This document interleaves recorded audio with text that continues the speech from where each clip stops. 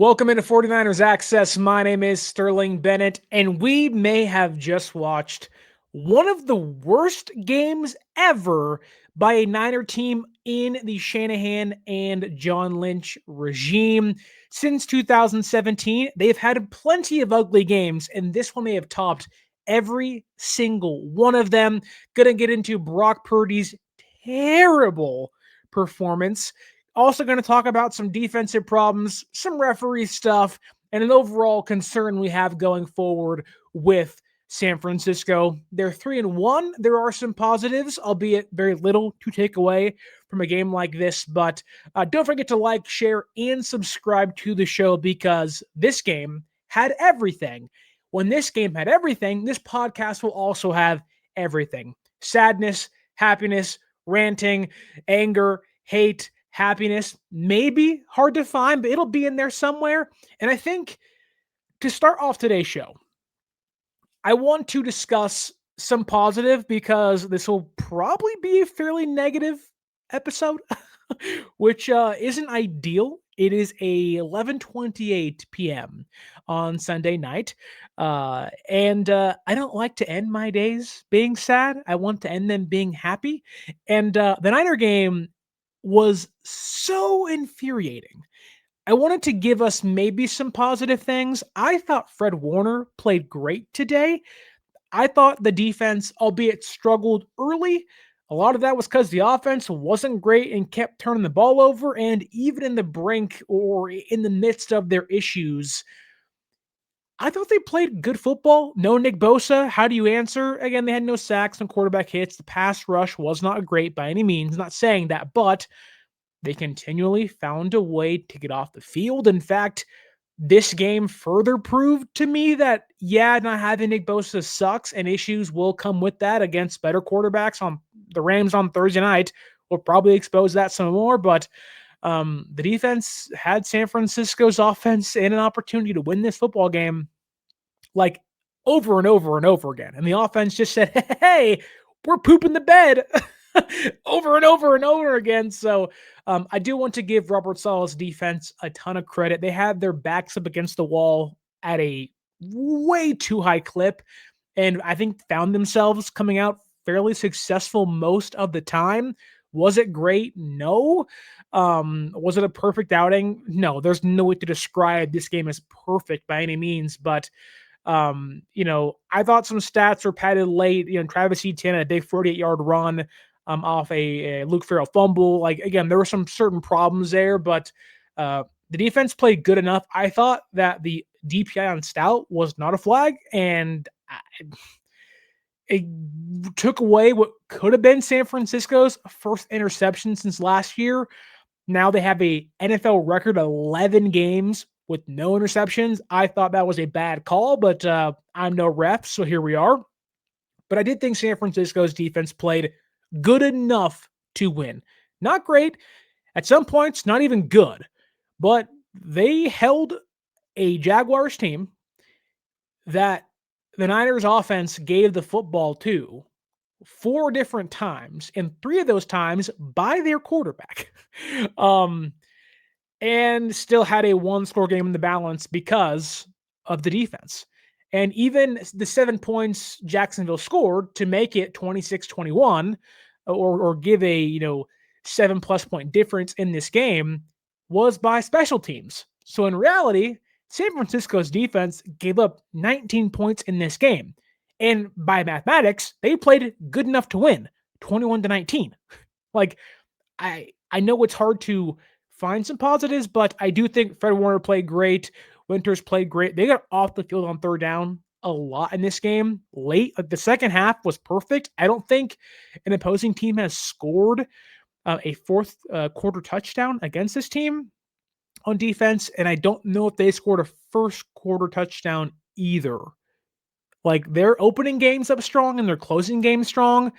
And maybe I'm wrong there, but I'm pretty sure they did not give up a fourth quarter touchdown at all this year. Didn't do it today against Jacksonville either. So the defense is still strong. We saw in the postgame Robert Saleh and Liam Cohen going at it on the sideline, in which I won't say the exact words that left either coach's mouth, but Cohen walked like refused to shake Robert Saleh's hand. Which, okay, there was, I guess, weird beef because Saleh said Jacksonville was legally stealing signs and praised them for the success and how they can do that. Didn't knock them, praised them for doing so. Cohen didn't like that. Jacksonville wins, refused to shake Saleh's hand. As he's walking away from Saleh, and maybe Robert Saleh said something to him, he turns back around and says, "Keep my effing name out of your mouth." And I guess Robert Saleh responded. And to give you the full quote, this is per Nick Wagner of ESPN. Saleh said, "I'll F your world up. You don't want to F with me. I will effing end your effing life."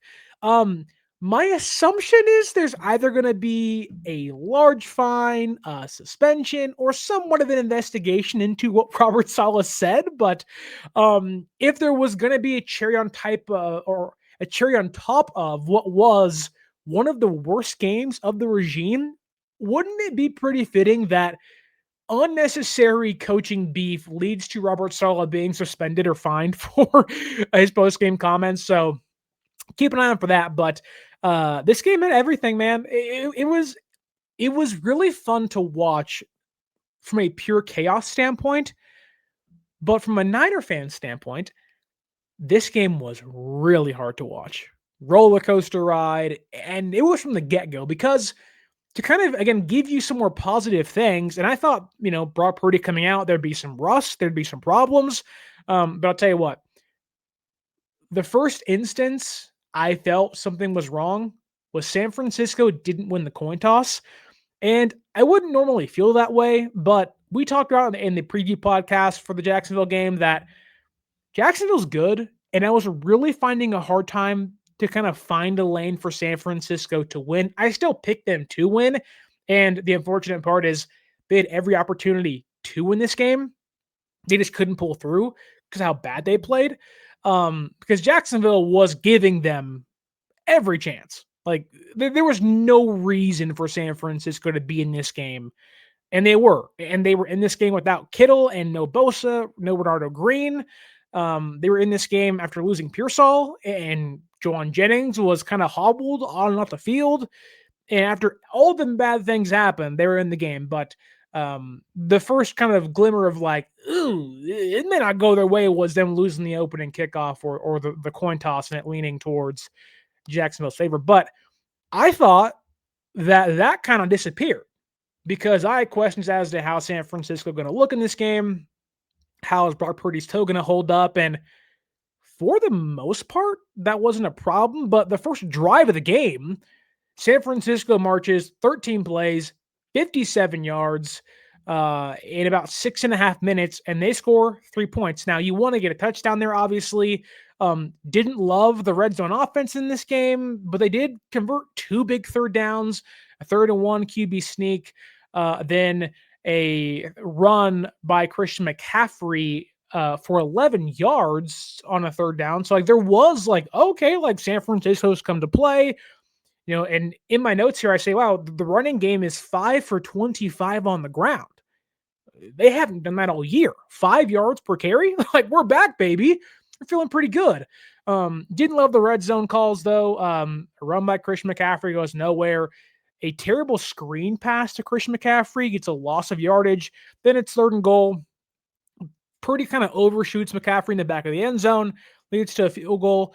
There was kind of glimmers of like, okay, Purdy's not playing terrible, but he's high pointing a lot of footballs, which clearly came back to haunt San Francisco and may lead to folks saying that he wasn't fully healthy.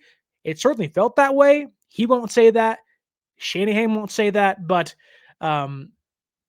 while Purdy does often high point the football, usually that's by design because he's known for being fairly accurate. But he doesn't mind high pointing the football over the middle of the field because he knows he has Juwan and Kittle and guys can go up and get the football. And while that does reign true today, there was clearly something off with the release where the ball was sailing high a lot. And while it didn't, plague him in the first drive, there was signs of issues that would come to be a major problem. But they scored 3 points. It wasn't great, but okay. Then the next drive, Pinheiro has a terrible kickoff, and the ball would have gone out of bounds and given the Jaguars the ball at the 45-yard line, 40-yard line. But the kicker, Allen, catches the ball on his own 7-yard line. And you're like, okay, 2 breaks, a field goal, and great field positioning for your defense. Then Nick Bosa's replacement, Samuel Kawanu, jumps off sides. And you're like, well, that's not great. But then after a really long drive, you almost had a big interception. You have them on 3rd and 7. They get a completion, 4th and 1 conversion. Then you force them to punt. And in my notes, once again, I say the run D kind of, a couple big plays early, but they tighten up when it matters most. They got 2 TFLs against Washington on an end around. Then they got a big run stop by Etienne. But they punt. Lawrence looked shaky, did their job. You were ahead 3-0. And this was the first moment where we all kind of collectively said, uh-oh, this is going to be harder, because we discussed, the Jacksonville's defense's propensity to getting takeaways and forcing turnovers, and how they had 9 coming into the year and they had 7 interceptions. Like, they were known to taking advantage of bad quarterbacking play. And the next drive, San Francisco's ball on their own 20-yard line after the punt.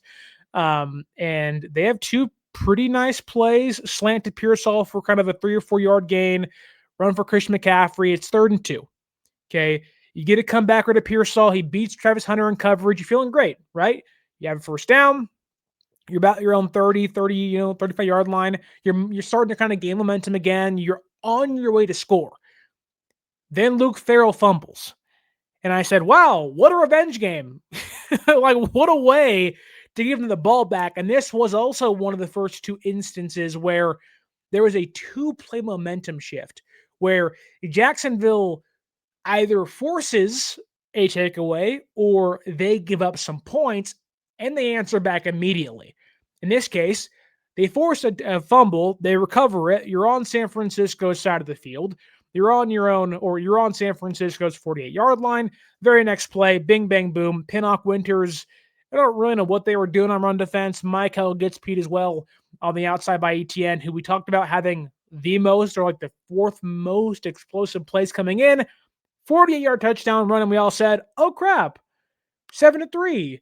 That isn't ideal, but can you kind of tape the bleeding? Can you, it's early in the game.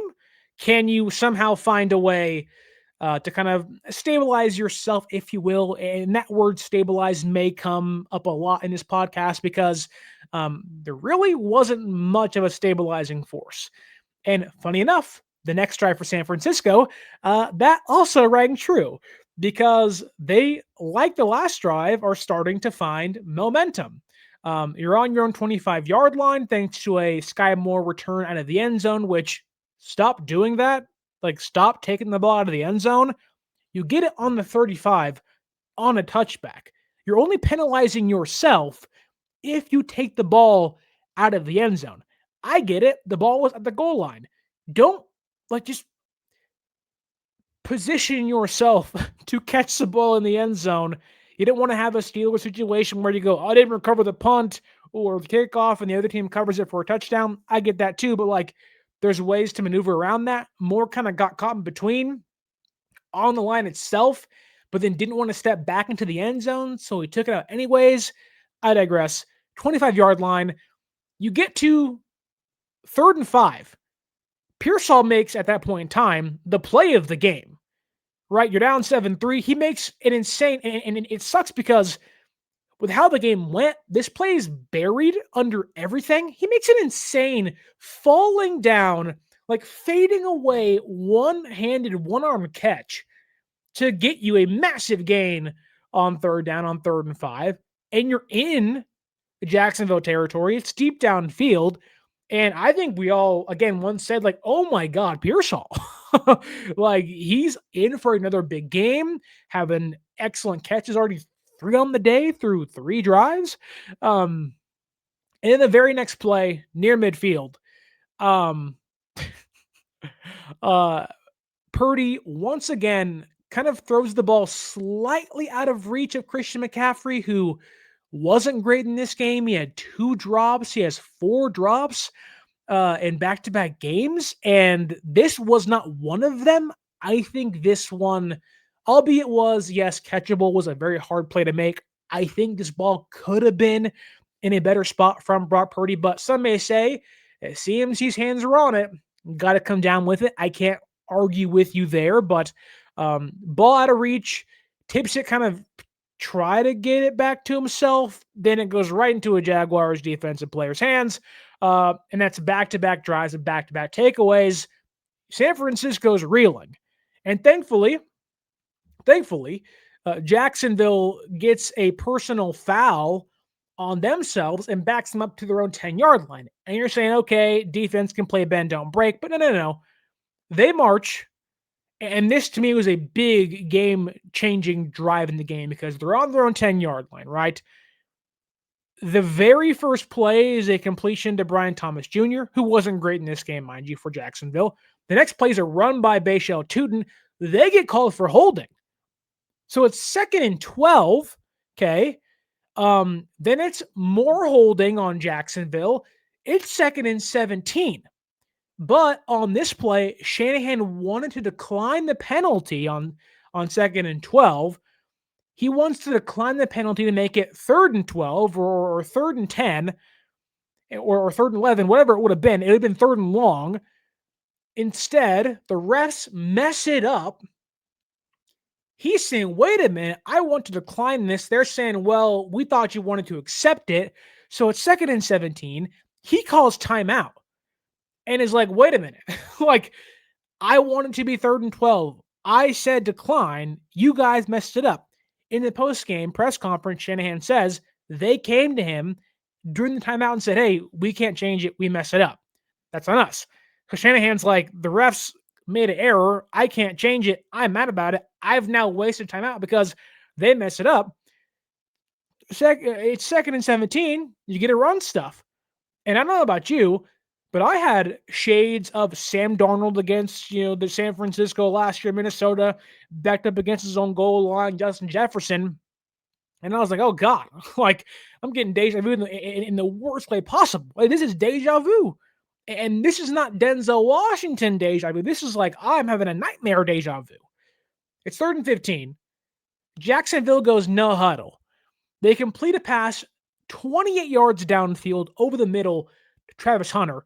And it's exactly what Kyle Shanahan was trying to avoid. Now, you can say they were already on 3rd and long. Now they're on 3rd and longer. But it's like, that is what he was trying to avoid a guy getting open deep over the middle. Like, yes, you can say, well, why couldn't you execute on 3rd and 12? Or it could have been 3rd and 12 instead of on 3rd and 15, 3rd and 17.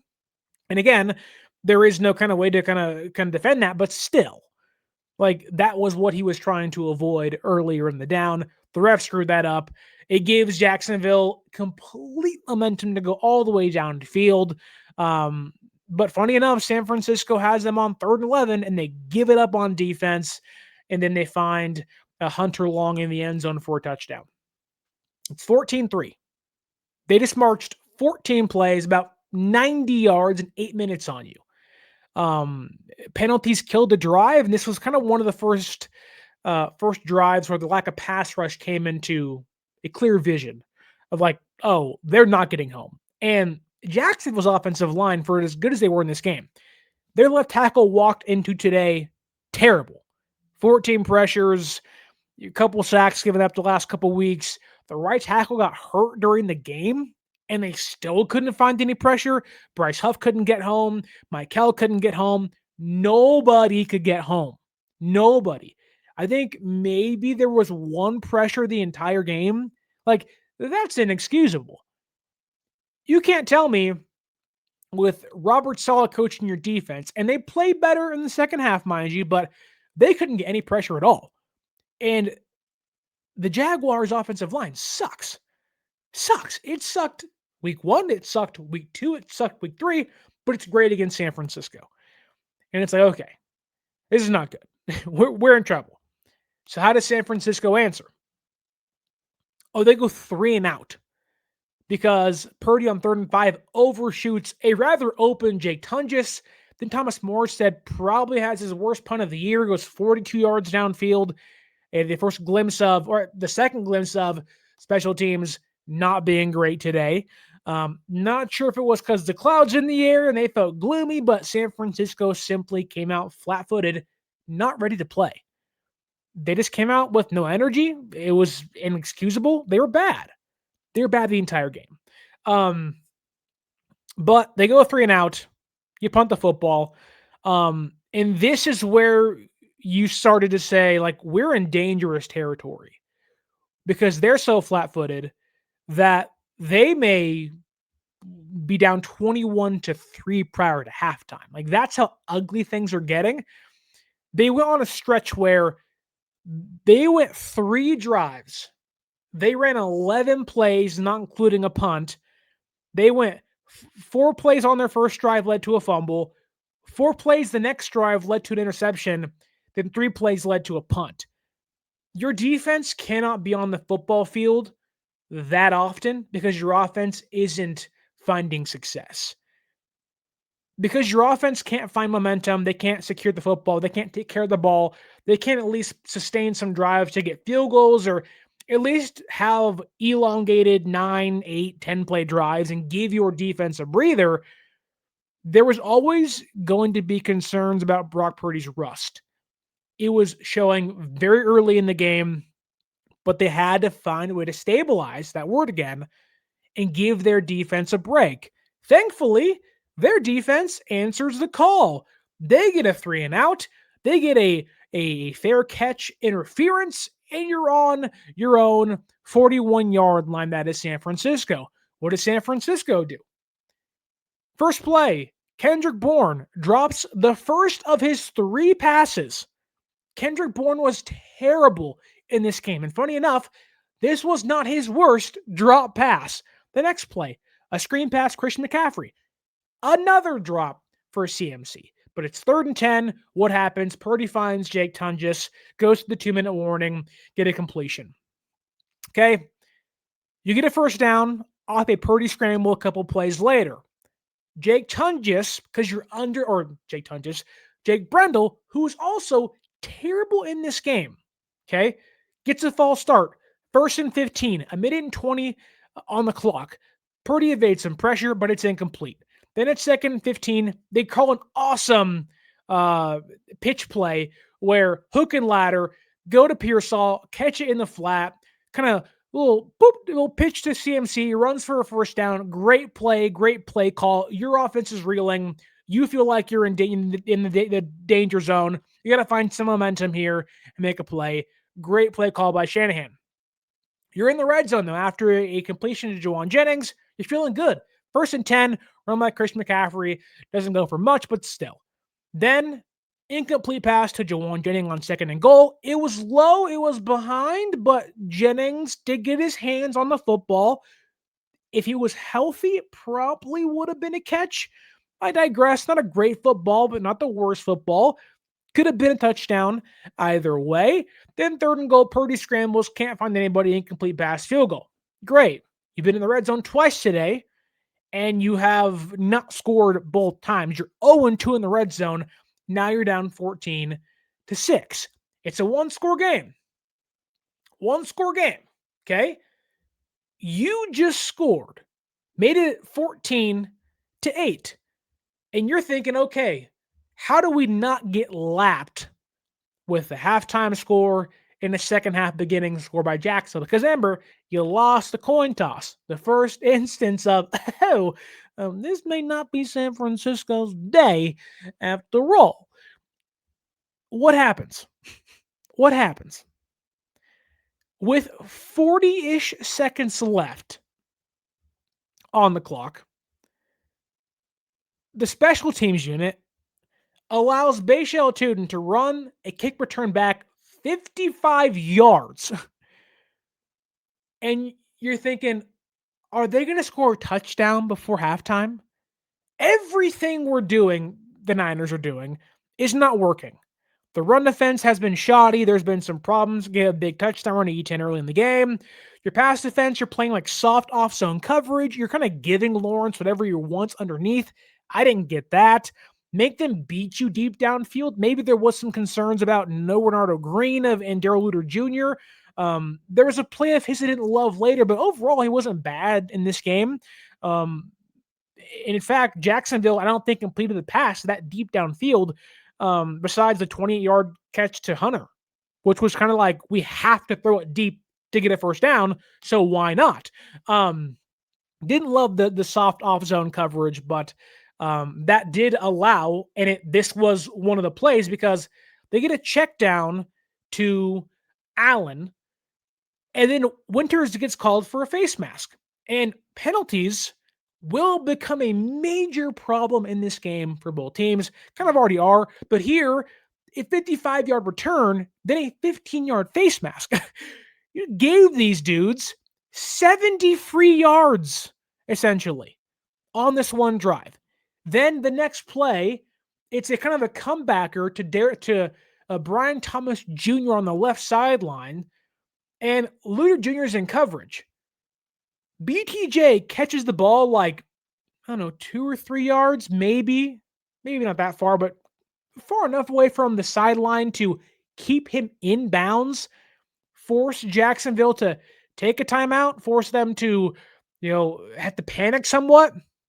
Instead, Luter kind of like gets scared BTJ might cut up field, which is not having the play awareness, the situational awareness to be like, no, they're getting out of bounds. He kind of like stumbles and is like, and the hesitation where he has BTJ dead to rights. If you just run at him, you hit him, you bring him down.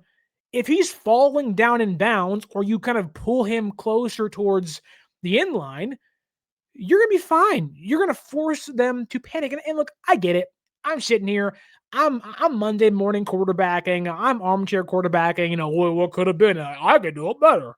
But like, that is plays where you'd like to think you would know what to do, and you know what the Jaguars are wanting to do, that you would try to grab him in bounds or at least give him some more fight to stay in bounds. He didn't do that.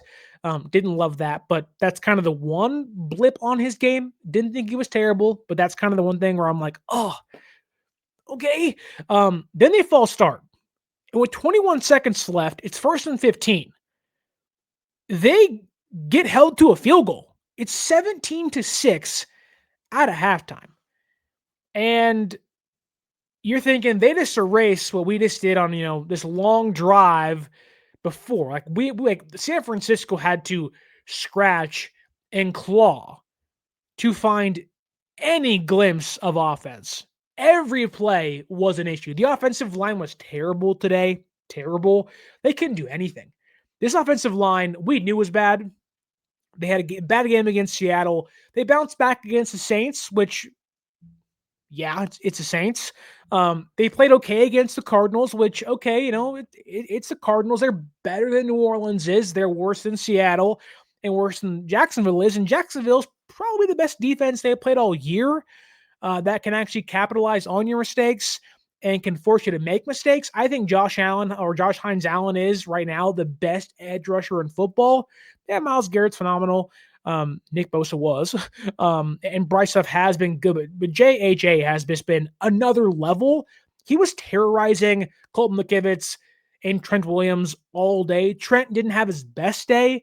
There was a handful of plays in that second half where you just said, yikes, you look 37. Like, you look like you're showing your age a bit, which you expect to against guys in their prime that are speed rushers. So that's kind of the expectation. But the unfortunate part is when that's your best dude, when that's a guy we can all point to and say, hey, anchor us down, when that guy starts to slip, then you have a 7th round rookie playing left guard who, there were times I don't think the sacks, the turnovers were his fault. There were times I don't think the blown up kind of offensive line huddle or kind of pocket was his fault, but Other plays, he was getting bullied. Brendel, terrible. Once again, I don't know how many times we can say that and be like, oh, see you next week. He's terrible. He's been terrible. I don't know what they see. I don't know what they hear. I don't know if they're basing it on PFF scores or their own eyes, but my God, get LASIK because something needs to change. And you can't do it now, but this is the whole San Francisco. They dug it for themselves. This is their fault. Purdy was not great. He wasn't atrocious, but he wasn't great. And then McKivitz was McKivitz. Like, it just, when your best guy is getting beat, everyone else is also getting beat. And it was over and over and over again. And we'll get into kind of a bigger issue when we get into Brock Purdy, because while, yes, Brock Purdy was not great, that is a very big conversation to have. And I want to save it for kind of the later part of the show because that needs to get fleshed out. And also, I want to keep you tuned in. That's how YouTube works. The longer you're here, the longer I get money. No, I'm kidding. But I'm happy you're here.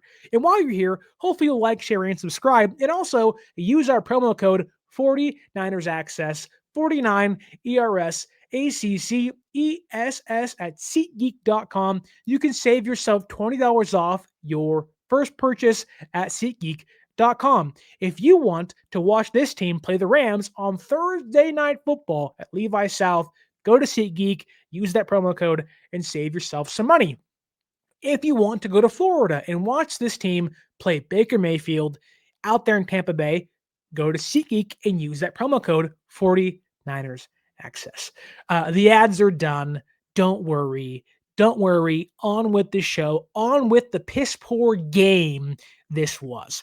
Out of the break, San Francisco finally starts to find their defensive groove. They get a third 3 and out. They have an amazing and probably one of the biggest or best defensive plays. There weren't many of them, but on a 3rd and 2, Micah Williams gets an amazing stop on Travis Etienne. It forces a 4th and 1. They false start, leads to a punt. Great. 17-6. Awesome. Awesome, awesome, awesome. You go down, you get a touchdown, you make your second half adjustments, and you're right back in the football game. And guess what? That is exactly what San Francisco does. Second play out of halftime. Boom. Tungus, 24 yards downfield. I'm hoping when Kittle comes back, whenever that is, they don't take Tungus off the field. I get it.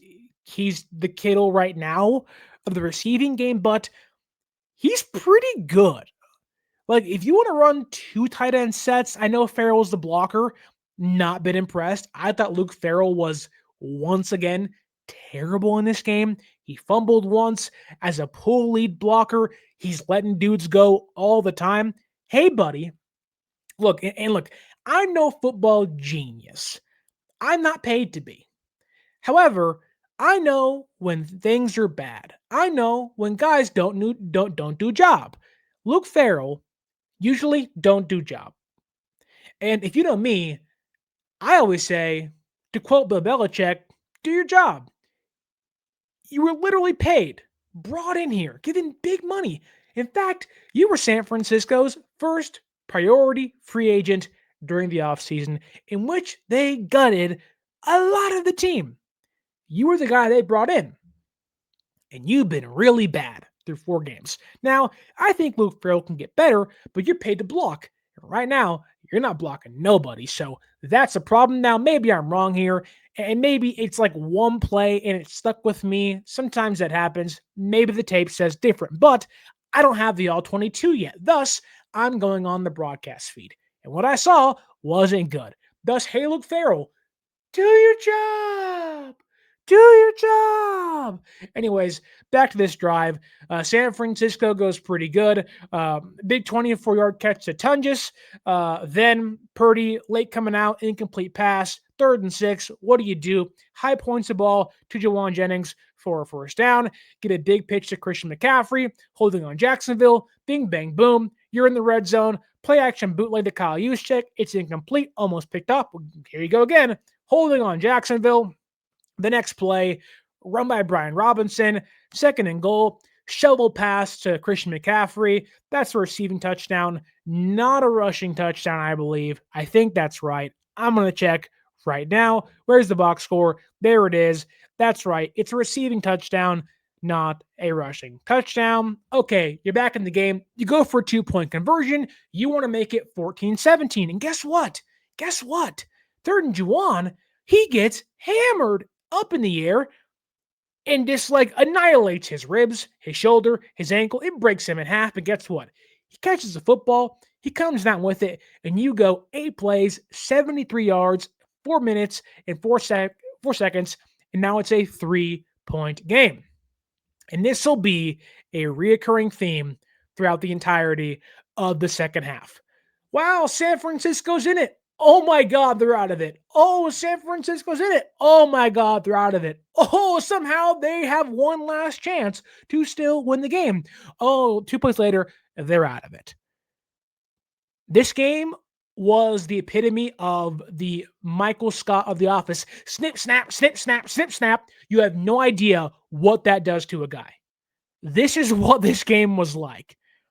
I was shocked San Francisco had a chance to the very end, but they did, and they just could not get out of their own way the entire time. This game felt like 2024 all over again. Mistake after mistake, issue after issue, bad offensive line play, bad quarterbacking play, receivers couldn't catch, just guys getting hurt left and right. This is a terrible game, but right now in the game, it is 17-14. Awesome.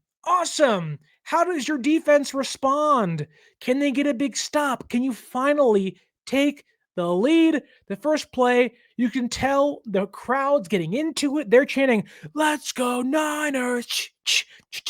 Lawrence gets rattled. He misfires to Hunter. The next play, Khalil Davis gets some pressure off a stunt. He gets a big PBU.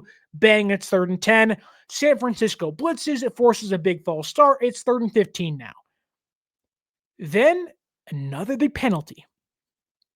Stout gets the INT.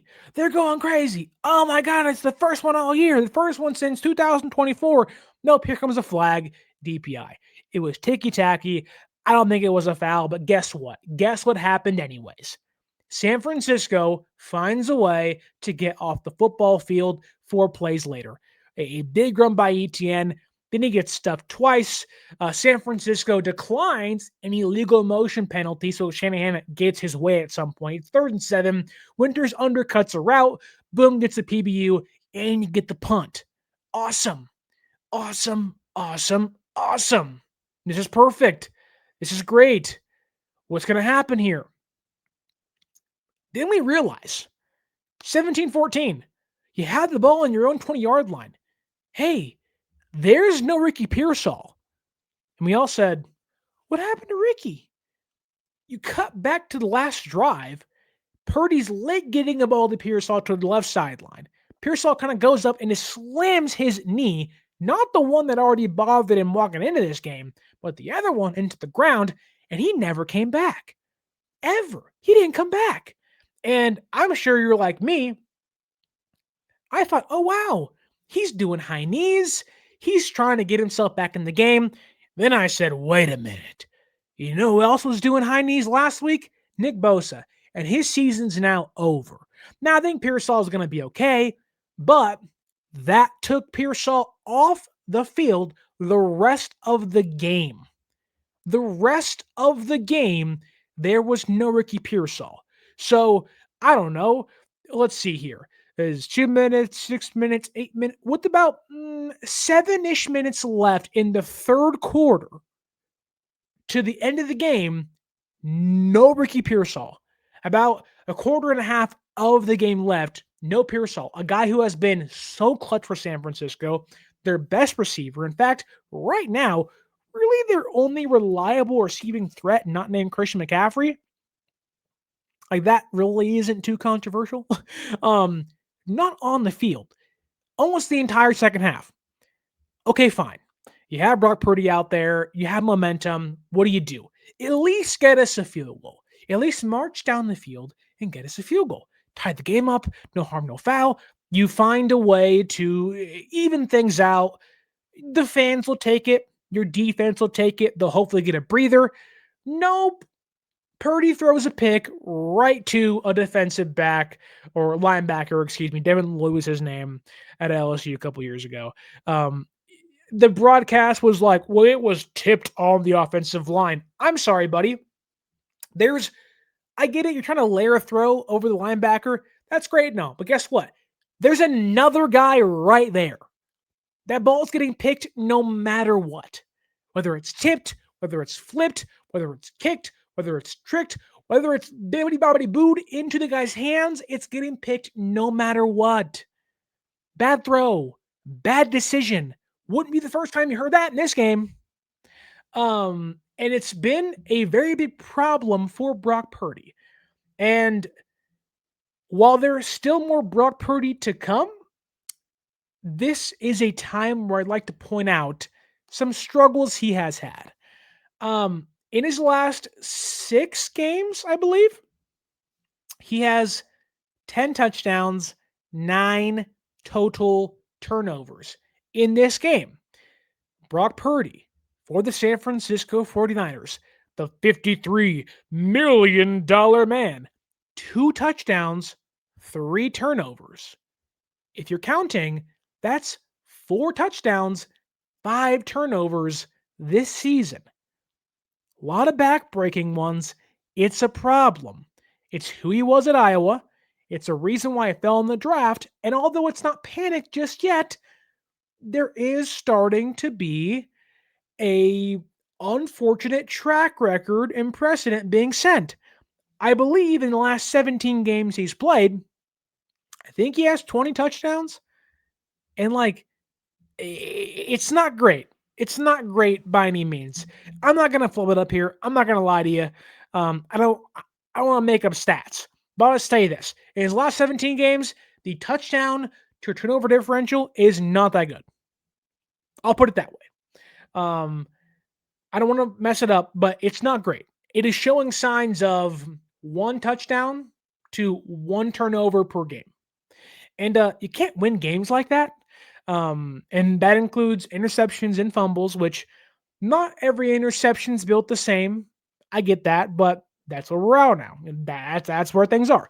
If you want to get paid $53 million per year, which Brock played himself into, you got to not turn the ball over.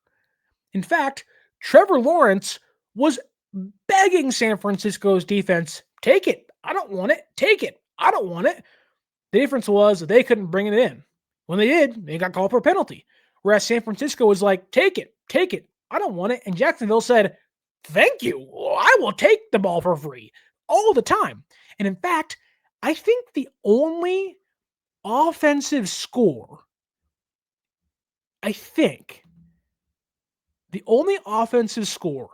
Jacksonville had today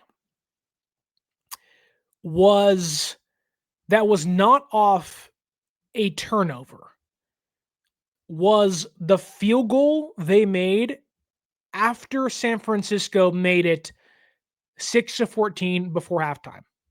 I'll say it again.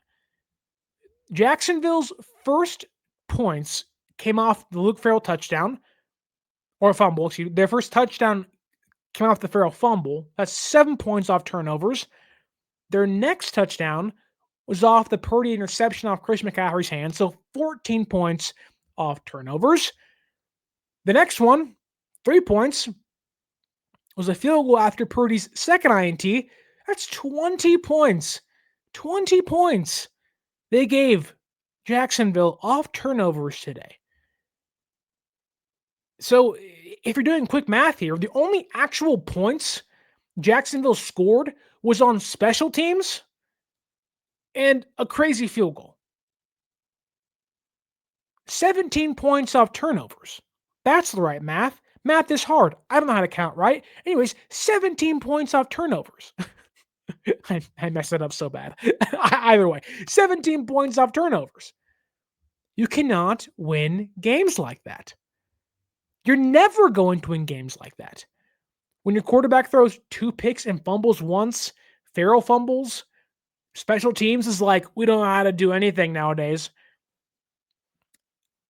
It just a complete disaster of a game where I don't know if you leave more impressed by Jacksonville or more just befuddled as to how bad San Francisco played. Like, is this kind of a, it's just a one game and it's September and whatever. Like, yeah, San Francisco's 3-1. They beat the Cardinals. They beat the Seahawks. They beat the Saints. They won all 3 games against NFC opponents thus far. You're 3-1. That's great. You did your job there. But to play this bad, to play like you've really never played the game before, and are like, am I supposed to give this to the other team? And to lose this game, yet still be so close, yet feeling so far. Like, this game felt like it was a 20-point differential the entire time, but it never was.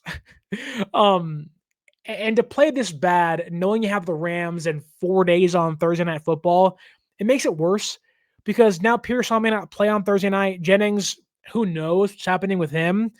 And we all know Monday morning or Monday afternoon brings more injury news. So, like, who else is hurt? And so your worry, your anxiety builds. Or like San Francisco's 3-1 now, they should have been 4-0.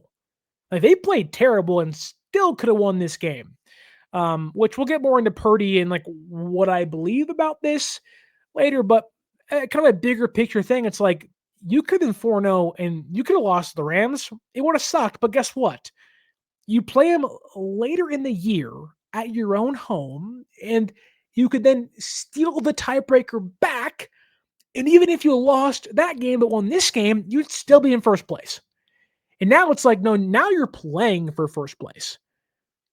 Because if the Seahawks win and the Rams beat you, you drop to third place. And if the Cardinals win, albeit there's tiebreakers involved, that's not where you want to be.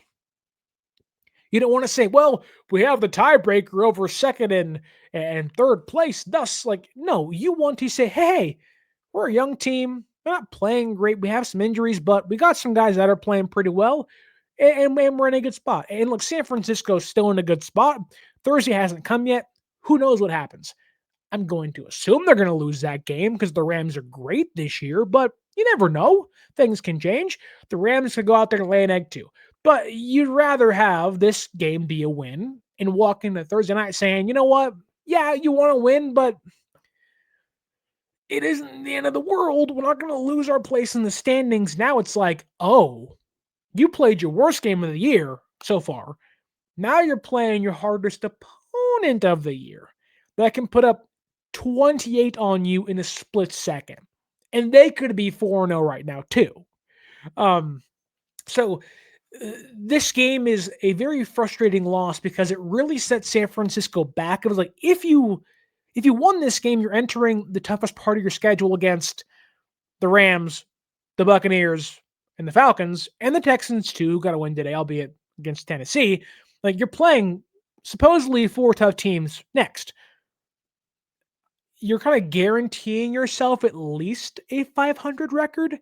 And now it's like, I don't know. I'm a little less confident now in this team, but let's keep going down the track of the game because this thing is freaking just storybook. Brock throws the pick. It was a bad pick. I don't care what you say. It was terrible. Don't make that play. And guess what? With the ball on San Francisco's 28-yard line, the defense plays bend don't break. It's 20-14.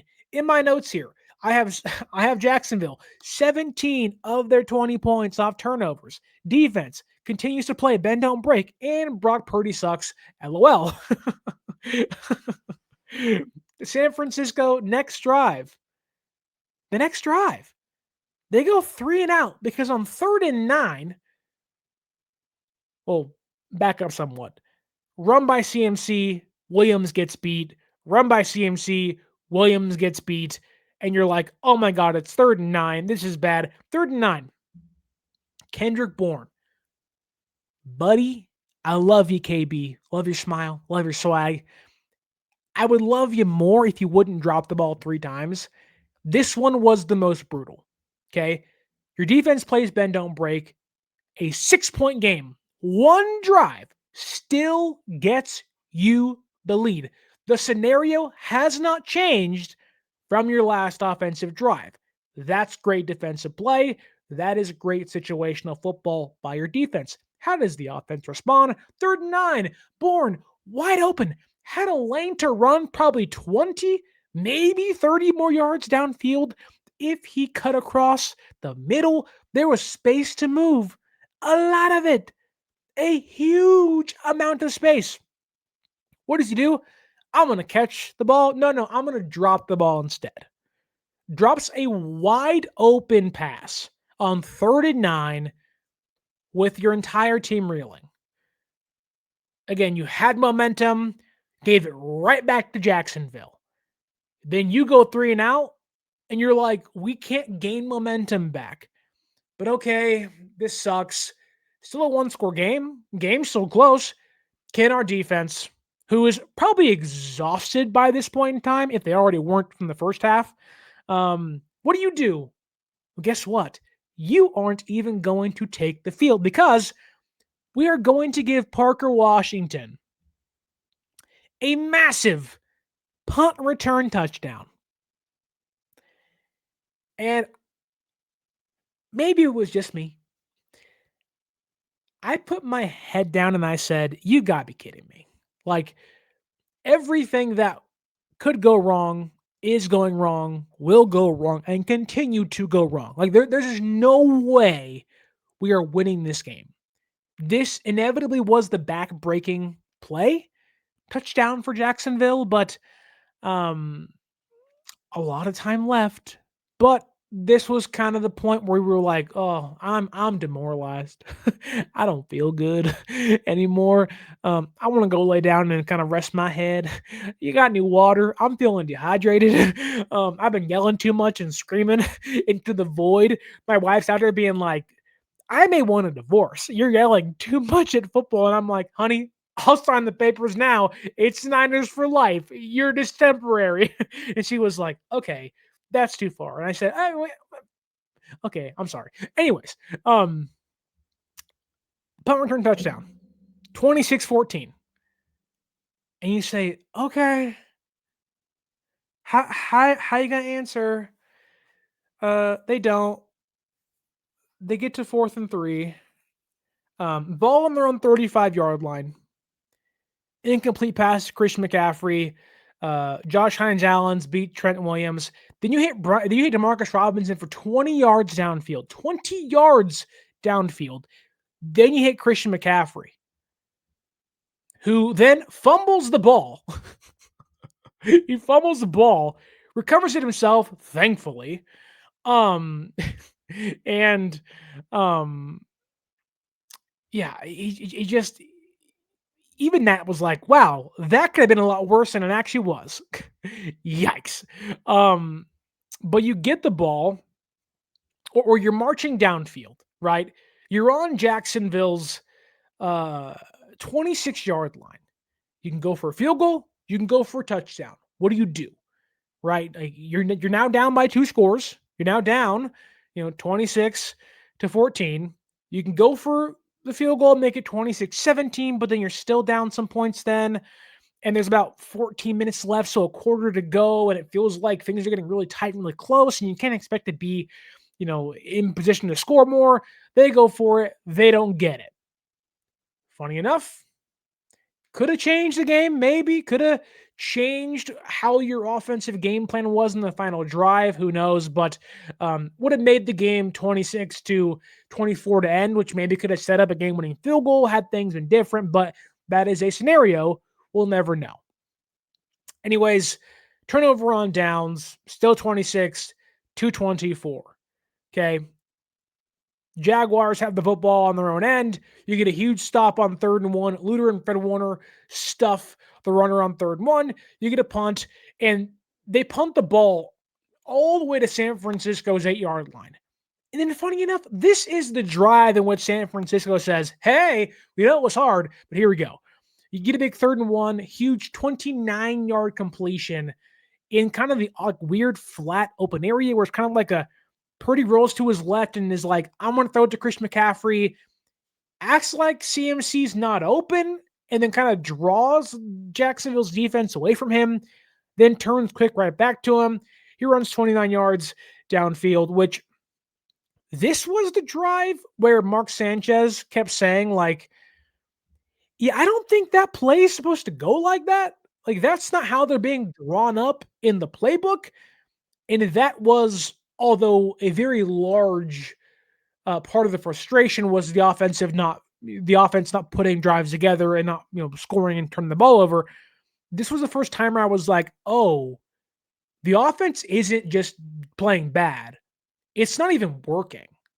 Like, and maybe Sanchez was wrong, but this felt like, oh no, the broken plays are what's working, not the offensive game plan, the play calling itself. Like, this was becoming a problem where the plays that are schemed up to work just can't work. Guys aren't getting open. The offensive line isn't playing well. The running game sucks, which we'll get into that too really quickly here. But anyways, they go all the way down the football field. They do a fake pitch to Robinson. He works his way back to Kyle Juszczyk, 10 yards, screen to Tungus. He runs for a touchdown. They go 8 plays, 92 yards in 4 minutes and 16 seconds. And Brock Purdy finally shows a glimpse of that late game magic. Okay, it is now 26-21. You've answered back quickly. You are in a place that you may have a chance if your defense can hold them to set up, like the game against the Seahawks, like the game against the Cardinals, one final winner-take-all drive. And I kid you not, on this drive of Jacksonville, the ball was kicked off, and I don't know what happened. It wasn't a terrible return, like 29-yard return, whatever it was, by Jacksonville. They're on their 30, no harm, no foul. Chase Lucas, who preseason hero, looks great, gets an unnecessary roughness call, which, hey man, what are you doing? San Francisco needs to have some situational awareness here. Late in the game, one score game. If Jacksonville scores any points here, the game's over. You're not getting 2 drives. You have to have some wherewithal to say, you know what? I can't be dumb. Once the whistle blows, I got to get off my guy. I don't touch nobody. I don't look at nobody. I don't even breathe at nobody. I don't even think about nobody. I just walk over like a robot and say, hey, I'm good. I'm good. Lucas gets called for a 15-yard penalty. They're immediately on San Francisco's side of the football field, or at least close to it, right? The drive starts on, San Francisco's 47-yard line, and it's like, you just gave them a free 15 yards. That's a fairly nice return, 30, 35 yards, like, they're there. You done messed up. Um, and I'm sure you're thinking it. I was thinking it too. That's the play that damps after all of this nonsense, all the turnovers, all of the blown issues they've had, all of the offensive line struggles, all the running game struggles, Purdy's crap of a game he's had, that's the play that'll condemn them to a loss. That's the one. An unnecessary roughness call on Chase Lucas. You gotta be kidding me. Like, that's it? Jacksonville, they get a pretty nice 3rd-and-1 conversion via quarterback sneak. They ain't called for holding. They get Jacksonville backed up on their own on San Francisco's 40-yard line. The Niners defense gave up 7 yards on 1, 2, 3, 4, 5, 6, 7 plays. 7 yards on 7 plays. Yes, it was helped by a Brian Thomas Jr. hold, which wasn't really a hold, but whatever. It's a makeup call. I'll take it. And you get a ball complete to Brenton Strange on 3rd and 11 on the 36-yard line. And I don't know about you, But I'm sure you're like me. You're screaming, miss it, miss it, miss it. And the NFL gods say, hey, we're here to save you. Your prayers have been answered. He's going to miss this. And Jacksonville's kicker has been lights out almost all year. He misses the kick wide right. And guess what?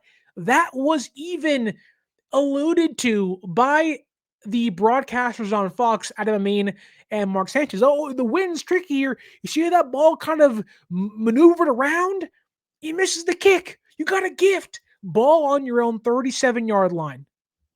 Just over 2 minutes to go. Brock Purdy at the helm.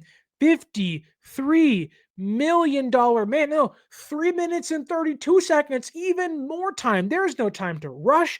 You have plenty of time.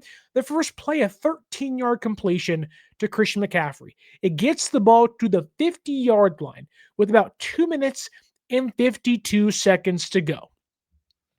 You're in a great space. Great space. Just now over 2 minutes. You have one timeout left. You're in a good spot. You're in a really good spot, I believe. And there's no reason. There's no reason to rush. You can take your time. There's no reason to panic. It's exactly where you want your $53 million quarterback to be. If you asked anybody, any head coach in football, hey, if you paid your quarterback $53 million, wouldn't you want that dude with the football with just over 2 minutes left in a one-score game to march about, 65 yards to win it all with one timeout? They would say, oh, sign me up. Heck yeah. And this is where the Brock Purdy conversation must begin. There was some little chatter early in the show, but this is really where an hour in. I made you wait an hour because this is what you want to hear. Brock Purdy sucked in this game. There's no way around it. If it was the toe, it was the toe. Still not great. If you're healthy enough to play, you're healthy enough to win games. Brock Purdy, like he was against Seattle, was turnover prone, albeit there was more heroics in that game. Turnover prone, mistake ridden, high pointing, inaccurate, but this time you didn't get bailed out by a great catch by Jake Tunges. And I love Brock Purdy. This is not a referendum on Purdy's career. However, and there's so much that goes into this because part of the fan base is saying, why did Mac Jones play? You won 2 games in a row. If Purdy wasn't healthy enough to be out there and the toe hurt him that much, which I think there was signs it did, why didn't Mac Jones play? He was active. He was the backup. Why didn't he play? I do think Purdy's legs looked fine. I think Purdy's legs, in fact, saved San Francisco at times in this football game. However, to watch Brock Purdy go out there through 2 games after getting paid big money, albeit with no George Kittle, with, in this game, no Pearsall at the end of it for about a quarter and a half, no real Juwan Jennings impact after the 2-point conversion catch where he hurt his ribs or whatever it was. Demarcus Robinson didn't play much at all, which I know he hadn't played yet, but he played the entire preseason. He played and practiced every single OTA day, every single training camp day, has been in shape the entire time he's been not playing. So why wasn't he playing? Why wasn't it any different than, hey, you were injured, now you're healthy, now you're playing again? What was that about? I don't know. I don't make those choices, but that's a confusing one for me. Back to Purdy, though. So you don't have your guys. Okay, that is a built-in excuse. However, I can't excuse one bad interception. Maybe the second, the first one tipped, not your fault. Second one was tipped, but still right to a guy in a way. But the thing is, is that, man, Brock Purdy is paid to win games like this. And while there are built in excuses, he's paid to win games like this. Whether you want to say it or not, you pay players, mainly quarterbacks, to win games like this. When the running game isn't working, who do you expect to lift the offense up? Your quarterback. When the offensive weapons drop 6 passes, who do you expect to say, hey, why did the Jaguars give Brock Purdy one final drive? In fact, Brock is supposed to say, wow, they're going to regret giving me this one final drive to win this game. For how bad we've played, they gave the football back to me? They gave me one chance to escape this hellhole of a game with a win? Ooh, they're going to regret that. It was supposed to make fans ask on Monday morning, how did Jacksonville lose that game? San Francisco turned the ball over 4 times? Gave up a special teams touchdown? How did they lose that game? And the answer was supposed to be because Brock Purdy had an insane, clutch, game-winning touchdown drive. You want to know why? Because he's paid to have those drives. And he got lucky against Seattle. Okay, I don't mind some gunslinger. That's awesome. That makes Brock special. It elevates him over middling quarterbacks. However, he didn't do that today. He wasn't the only problem. I'm not blaming this loss on Brock Purdy. But he's paid $53 million to win games like this. Now, could Brock come out against the Rams on Thursday and light it up? Yes. I'm not writing off Brock Purdy. However, we are living in a Monday morning that really should be a victory Monday. And the team played terrible. No excuses there. Not just on Brock. We're all on the same page, right? But can we all agree that with one final drive in the game, you'd fear Patrick Mahomes, you'd fear Josh Allen, you'd fear Lamar Jackson. Heck, I'd even fear Baker Mayfield right now. And he didn't have Mike Evans. He had a hobbled Chris Godwin. And they played Philadelphia's defense. And they almost came back and won that football game. But Brock Purdy, with no Pearsall, no George Kittle, no running game. Oh, that's true. And we'll get into that too. It was a problem. It's not all on Brock. But guess what? When everything's going wrong, what do you want your franchise quarterback to do? Answer the call. Ring, ring. Operator, who is this? It's Brock mother effing Purdy. And I'm here to win the football game. Where is the killer instinct? It got back into no one's open, run game not working. Was it Hero Ball? I don't know. But games like this can't happen. When your backup tight end fumbles, when special teams gives up a touchdown, your quarterback's supposed to kind of stabilize. There's that word again, stabilize everything. I'm not saying be a game manager. I'm not saying don't be Brock Purdy. I love Brock Purdy. But sometimes it's a little too much Brock Purdy. He's not seeing the field well. He's forcing throws into windows that aren't there. And this is a big thing, in the last 2 games he's played, week 1 against Seattle, and this game, back-breaking second half INTs after your team makes a stop. It happened against Seattle, and it's happened against Jacksonville. It's a problem.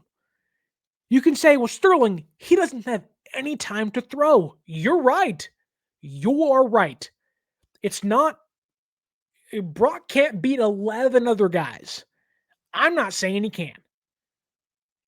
But you are paid to do more than turn the ball over 3 times. And Brock Purdy, with the game on the line, fumbles the football. The pocket collapsed. I get that. Throw the ball away. I know you want to scramble and make a play. I love you, Brock. You were an awesome dude, and I think you're a good quarterback that can be a great quarterback. But the need to make the big play every time sometimes leads to mistakes. Sometimes you have to realize I'm in a bad spot. Get rid of the football. And look, again, I'm not saying hinder yourself. I'm not saying don't be Brock Purdy. I'm just saying, you know what? Sometimes be less Brock Purdy. It's okay. That as a quarterback, like the defense at times needs to, like Chase Lucas needed to, you got to have situational awareness. The pocket's collapsing. Your center gets beat. Your right guard gets beat. Your left guard gets beat. What do? You don't run up the middle with the ball kind of, it's like you're freaking this, like you have a fan trying to cool yourself off. Just tuck it down. You got time. Or guess what? Throw it away. It's okay to inaccurately miss somebody out of bounds. Joe Flacco used to do it. Drew Brees used to do it. Tom Brady did it. Peyton, like all the great ones did it. Mahomes does it at times. And look, even Josh Allen, for all the things he does wrong, and it's not many of them, but sometimes hero ball can cause him to lose games, he'll throw the ball away too. And that wasn't the only issue. You just can't turn the ball over 3 times. That's the bigger complaint here. That when everything else goes wrong, when you can see, oh crap, like this is going to be tough, you have to put it on yourself to say, you know what? They'll make mistakes, but not me. Not me, not I. And I don't want to compare Brock to Jimmy Garoppolo because Jimmy Garoppolo had his own faults, his own drawbacks, own limitations. Brock doesn't have the same ones, albeit all quarterbacks do have limitations to their football game, and Brock has some as well. However, one of Jimmy Garoppolo's greatest traits, and I don't really know how to kind of describe it or kind of sum it up, but I'll just say it this way. Whenever he threw a pick, whenever there was a fumble, which there was a lot of them at times, he always found a way to get right back up and start slugging again. Like a boxer that gets knocked down, you think it's a KO. He goes, nope, I'm fine. And he comes back with the jab, and the uppercut, the left-right hook. That was Jimmy Garoppolo. Now, was Garoppolo carried at times? 100%. No one's saying he wasn't, but when he made a mistake, when somebody else messed up, you know what he didn't do? He didn't compound the issue usually. He found a way to say, oh, we can't afford to make these mistakes. And I want Brock Purdy to be able to do that too. To say, hey, we aren't the 2022 San Francisco 49ers. We aren't the 2019 or 23 or 21 San Francisco 49ers.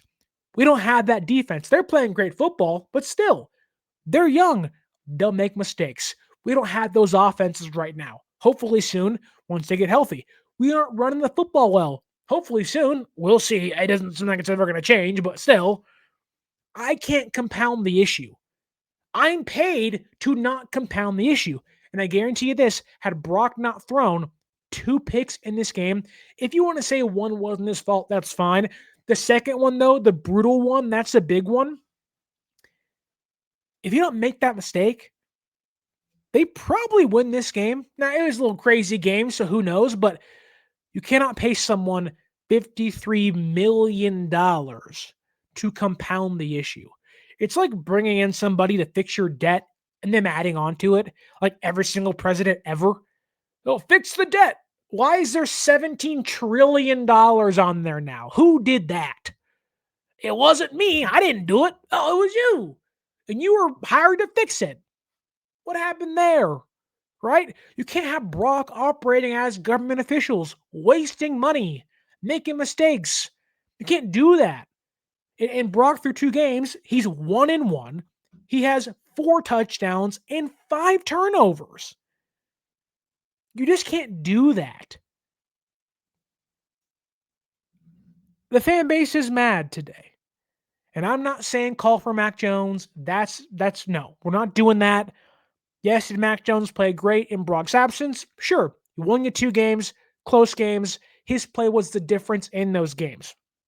What I don't want to hear, though, is people saying, well, Mac came back against the Cardinals. He had Pearsall. It's a big difference. Also, a way worse defense. A way worse defense than Jacksonville. But it doesn't change the fact that Brock has to play better. This play from him is unacceptable from a franchise quarterback for a guy you gifted $53 million. And you can say the box score is we have 309 yards and 2 touchdowns, who's averaging 8.1 yards, and you can point to the EPA and the Q. I don't care what the box score read. You lost. All I care about is you have more turnovers than you had touchdowns. You are not attributing to how much you are hurting the team. And yes, there were some plays that Brock was awesome. I mentioned there was a semblance of the magic of Brock Purdy making a comeback play. There was nowhere to be found on the last drive. There were so many drives where it's like, what did you see? What were you thinking? It's first down. You don't have to make a layered throw for 25 yards downfield when clearly there's 5 Jaguars defensive players around the dude with the ball. Can you make that play? Yeah, I've seen you do it. Should you make that play on your own side of the football field right now? Probably not.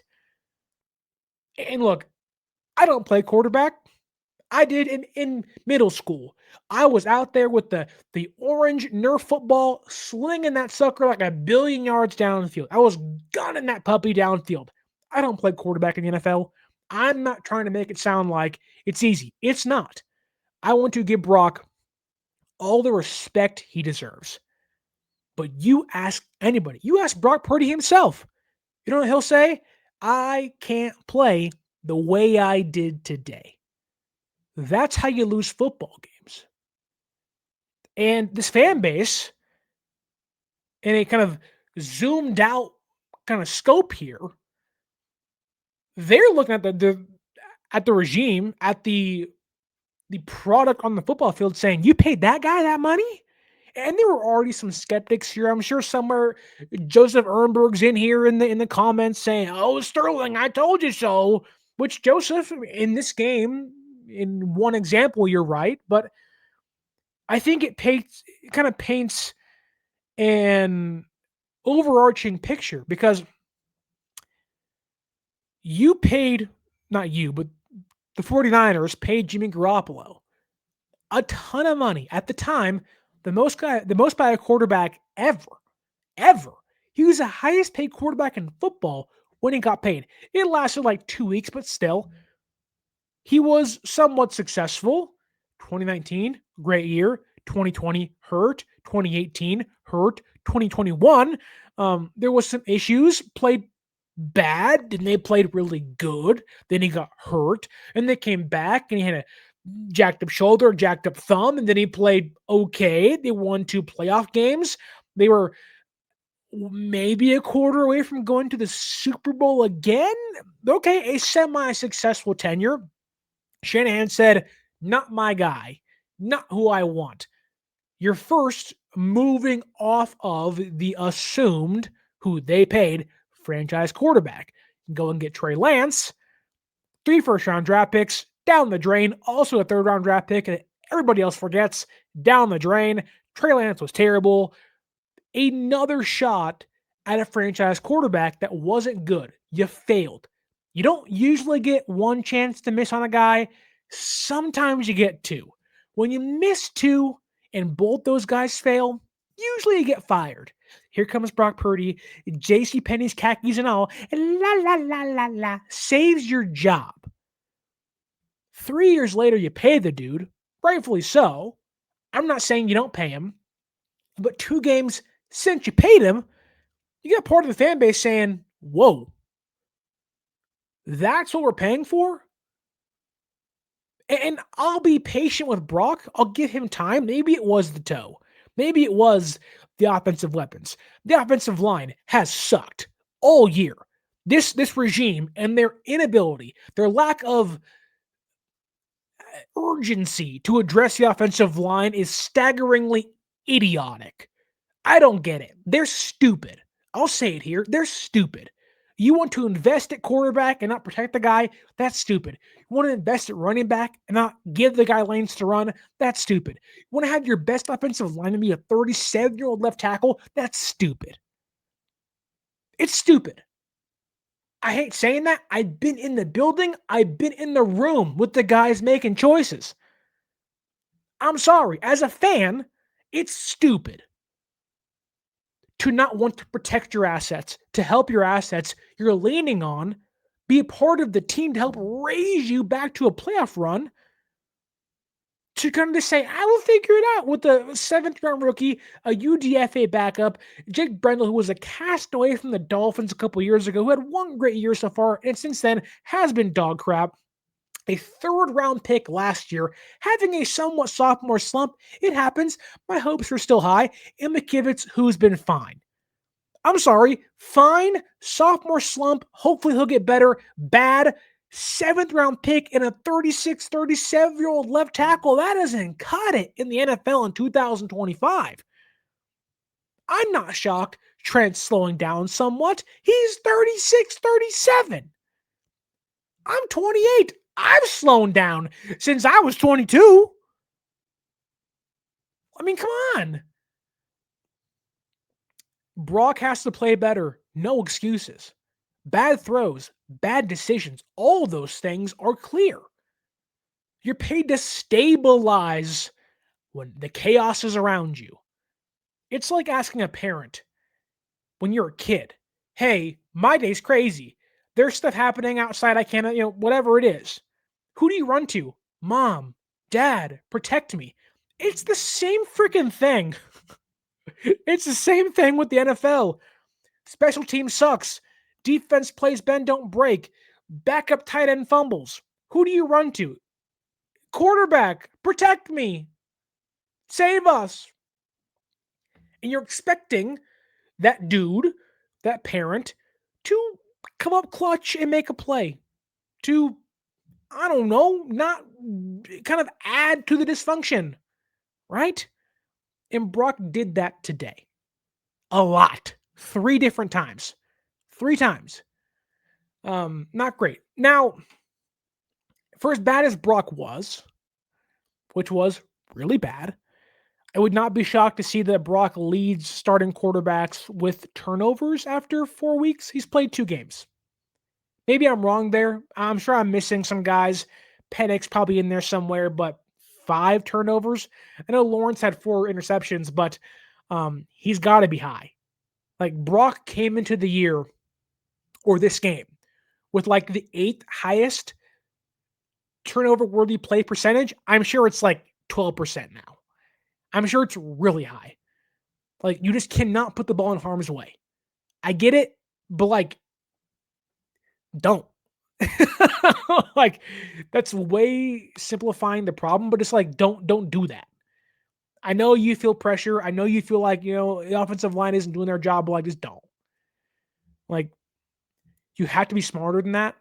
Brock's a really smart guy, but it's becoming, I don't want to say clear or evident, but I can now see where people are saying he kind of needs things to be perfect around him. And look, that isn't to say take away Mahomes' weapons, they've struggled.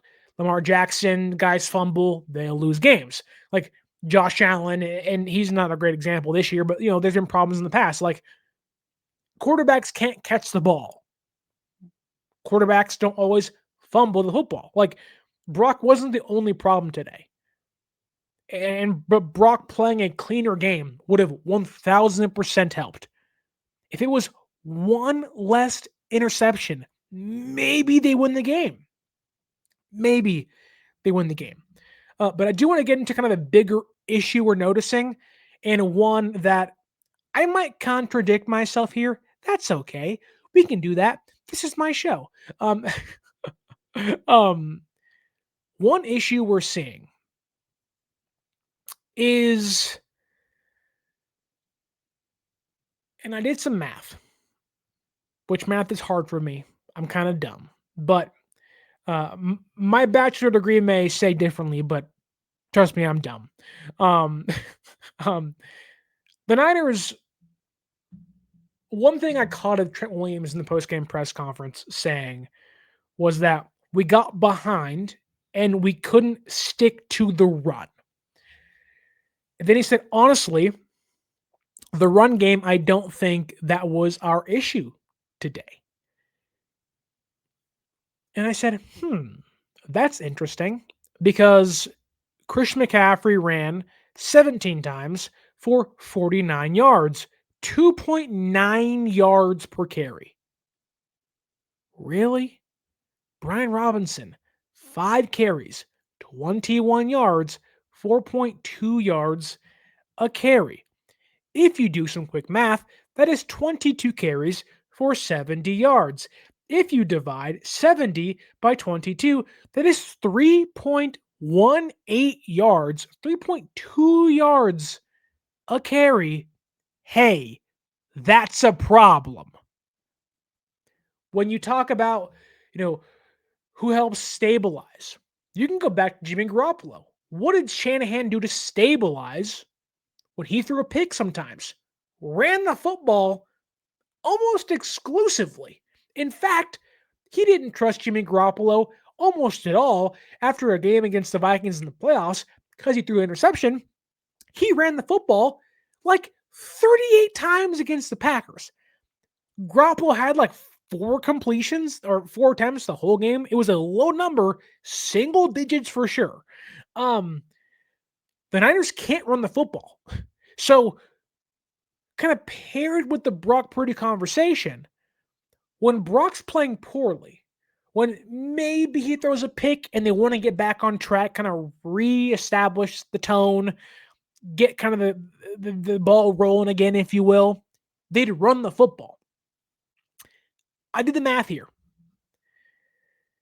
The Niners are running the football 29 times per game this year. 29 times.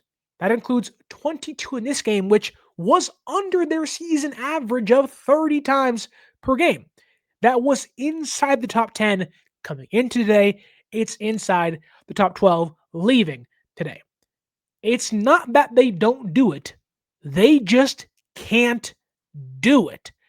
And the problem is it's putting pressure on the quarterback with the lack of weapons around them. No Kittle, no Pearsall in the second half today, essentially.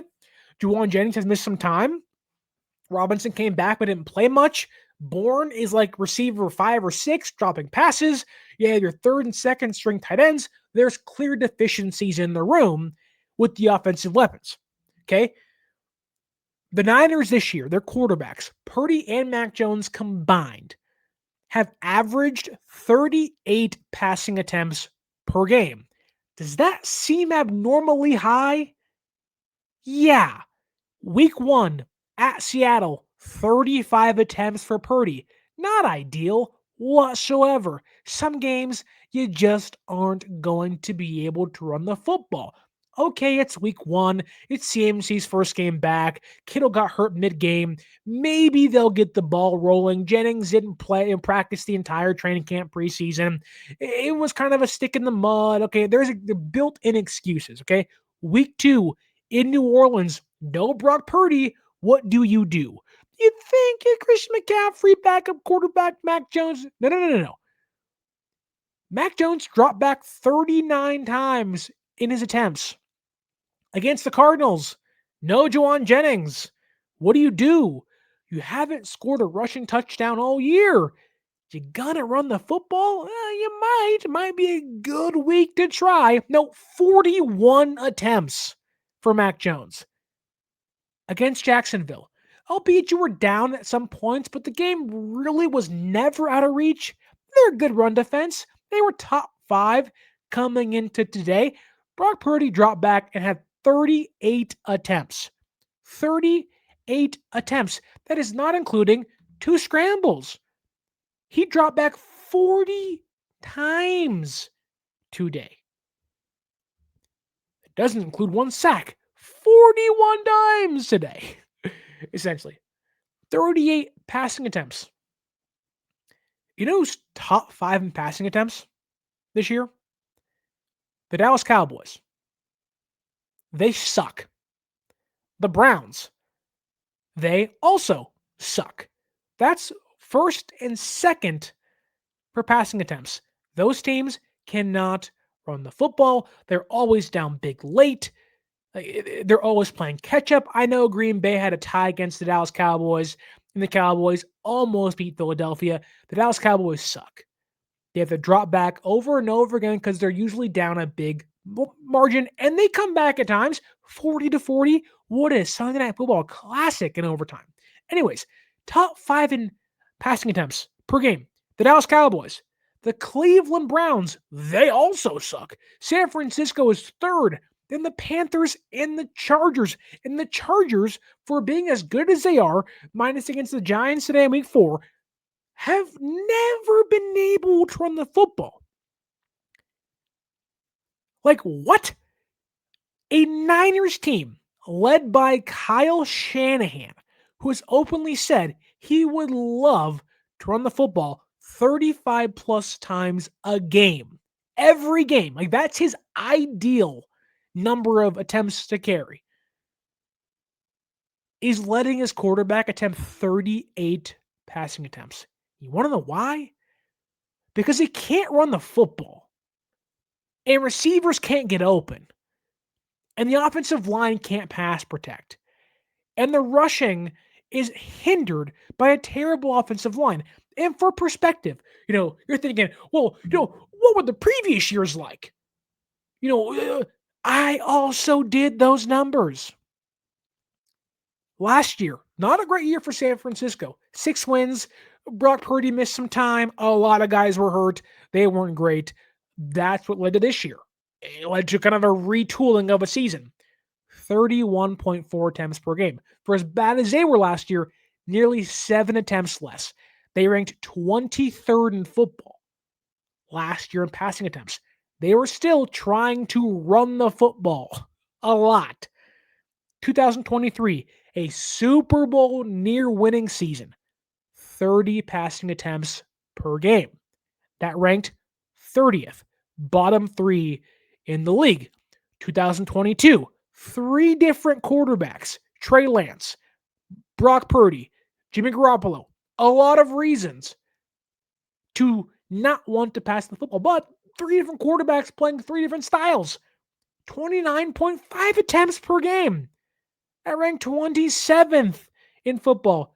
2021, 29.4 attempts per game. That ranked 31st.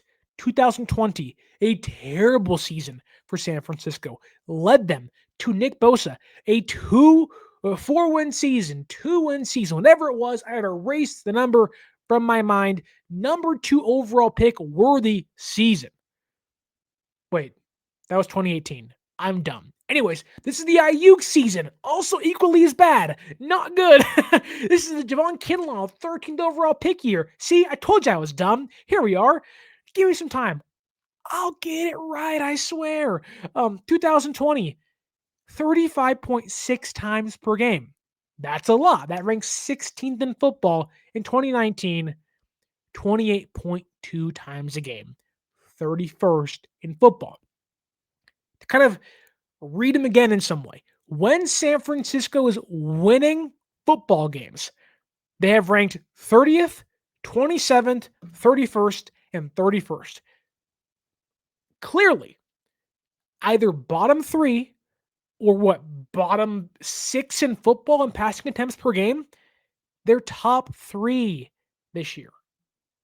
That's a problem. You can't expect your quarterback to drop back nearly 40 times per game when you're throwing to Sky Moore and Marquez Valdez-Scantling and Kendrick Bourne. And I like KB. He's not a great player. And you don't have Pearsall. And you don't have a fully healthy Juwan Jennings. and you don't have George Kittle. And I think Tungus has played fairly well. But so many things can be true at the same time. Special teams is still the worst in football. The red zone offense can't score because they can't run the football inside the 20. Receivers can't get open. Receivers, besides Pearsall and usually Jawan Jennings, can't drop 6 passes. Brock Purdy can't turn the ball over 3 times a game. The Niners still can't run the football, and the offensive line got their ass handed to them. I know it's an hour and nearly 40-minute podcast, but it needs to be said. This team is younger. They cannot afford to have games like this. 4 turnovers, a special teams touchdown allowed. If they continue this trend, which there was always little cracks in the game against Seattle, in the game against the Saints, in the game against the Cardinals, they finally played a real defense and an offense that wouldn't turn the ball over. The Cardinals don't really have a real defense. They can't run the football. San Francisco played the best offense they played all year. Because Etienne is a great runner of the football. Tuden has some power. And guess what? They made all those mistakes and still had a chance. But if you do this against the Buccaneers and against the Rams, maybe against the Falcons, you're going to be sitting at 3-3, 3-4. You're going to be having a long, hard conversation about, whoa, what just happened? And you're going to have more questions about Brock Purdy. You cannot average 2.5 turnovers per game as a starting quarterback in football. You get benched. Kirk Cousins got benched last year because of stats like that. And Purdy has shown to be better than Kirk Cousins. Long podcast. This Niners team put together the worst performance maybe of the entire Week 4 slate, and the Titans got shut out. Like, sometimes it truly is about how you lose. I can accept a loss. That's fine. In fact, I even told you guys, they might lose this game. I can accept a loss.